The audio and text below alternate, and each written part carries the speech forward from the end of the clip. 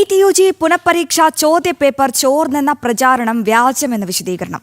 സ്ഥിരീകരണവുമായി PIB fact check. പരീക്ഷയ്ക്ക് മുൻപ് ടെലഗ്രാമിലൂടെ ചോദ്യപേപ്പർ പ്രചരിച്ചെന്ന സോഷ്യൽ മീഡിയ വാദങ്ങൾ കേന്ദ്ര സർക്കാരും തള്ളി. വിവരങ്ങളുമായി നന്ദഗോപൻ ഡൽഹിയിൽ നിന്നും ചേരുന്നുണ്ട്.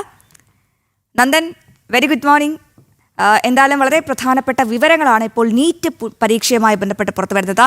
ഈ ടെലഗ്രാമിലൂടെ ക്വസ്റ്റ്യൻ പേപ്പർ അല്ലെങ്കിൽ ചോദ്യപേപ്പർ പ്രചരിച്ചെന്ന വാദം കേന്ദ്ര സർക്കാർ അപ്പാടെ തള്ളുകയാണ്. അപ്പോൾ എന്താണ് നീറ്റ് പരീക്ഷയുമായി ബന്ധപ്പെട്ട് ഇപ്പോൾ പുറത്തു വരുന്ന ഏറ്റവും പ്രധാനപ്പെട്ട വിവരങ്ങൾ? നന്ദൻ.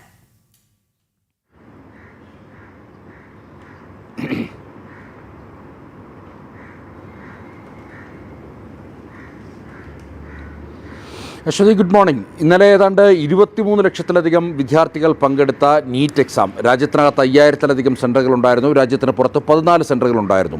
ആ നീറ്റ് എക്സാമിൻ്റെ ചോദ്യപേപ്പർ ഈ ടെലിഗ്രാം എന്നുള്ള ആപ്പ് വഴി ചോർന്നു എന്ന തരത്തിലുള്ള പ്രചരണമായിരുന്നു ഈ പരീക്ഷയ്ക്ക് പിന്നാലെ ഉണ്ടായിരുന്നത്. എന്നാൽ ആ പ്രചരണത്തിൽ യാതൊരു അടിസ്ഥാനവുമില്ല എന്നുള്ളതാണ് പ്രസ് ഇൻഫർമേഷൻ ബ്യൂറോയുടെ ഫാക്ട് ചെക്ക് വിഭാഗം വ്യക്തമാക്കുന്നത്. കൂടാതെ നാഷണൽ ടെസ്റ്റിംഗ് ഏജൻസി NTAയും ഇക്കാര്യം വ്യക്തമാക്കുന്നുണ്ട്. അത്തരം വ്യാജ പ്രചരണങ്ങൾ ലക്ഷ്യത്തോടു കൂടിയാണ് എന്നുള്ളതാണ് പ്രധാനമായും ഫാക്ട് ചെക്കിംഗ് വിഭാഗം വ്യക്തമാക്കുന്നത്. ആ പ്രചരണത്തിൽ യാതൊരുവിധ അടിസ്ഥാനവുമില്ല. അത്തരത്തിൽ ഒരു തരത്തിലും ചോദ്യപേപ്പർ ചോർന്നിട്ടില്ല. ഇന്നലെ നടന്ന പുനഃപരീക്ഷ അത് എല്ലാ സുരക്ഷാ മാനദണ്ഡങ്ങളും പാലിച്ചായിരുന്നു എന്നുള്ളതാണ് പ്രധാനമായും PIB വ്യക്തമാക്കുന്നത്. മറിച്ചുള്ള പ്രചരണങ്ങൾ നടത്തുന്നവർക്കെതിരെ കർശനമായ നടപടി സ്വീകരിക്കുമെന്നുള്ളതാണ്. ഇതിനോടകം തന്നെ അത്തരത്തിൽ പ്രചരണം നടത്തിയ ചിലരെ കസ്റ്റഡിയിലെടുത്തിട്ടുണ്ട് എന്നുള്ള സൂചനകളാണ് ലഭ്യമാകുന്നത്. ഏതായാലും അടിസ്ഥാനരഹിതമായ പ്രചരണങ്ങൾ ഉന്നയിക്കുന്നതിന് പിന്നിൽ കൃത്യമായ ലക്ഷ്യമുണ്ട്. അത് ഈ പരീക്ഷയുടെ വിശ്വാസ്യത തകർക്കുക എന്നുള്ള ലക്ഷ്യമാണ്.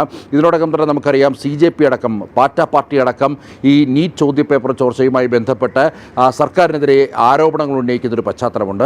അത്തരത്തിൽ രാഷ്ട്രീയ ലക്ഷ്യങ്ങളുടെ ഭാഗമായാണ് ഇത്തരം വ്യാജ വീഡിയോകൾ പടച്ചുവിടുന്നത് എന്നുള്ളതാണ് PIBയുടെ ഫാക്ട് ചെക്കിംഗ് വിഭാഗം. വിദ്യാർത്ഥികളോ രക്ഷിതാക്കളോ അതിൽ ആശങ്കപ്പെടേണ്ട കാര്യമില്ല എന്നുള്ളതും PIB വ്യക്തമാക്കുന്നു. ഒരു തരത്തിലും പരീക്ഷയുടെ ചോദ്യപേപ്പർ ചോർന്നിട്ടില്ല. എല്ലാ സുരക്ഷാ മാനദണ്ഡങ്ങളും പാലിച്ചുകൊണ്ടായിരുന്നു ഇന്നലെ ഇത്തരം ഒരു പരീക്ഷ നടത്തിയത് എന്നുള്ളതാണ് PIBയും നാഷണൽ ടെസ്റ്റിംഗ് ഏജൻസിയും വ്യക്തമാക്കുന്നത്.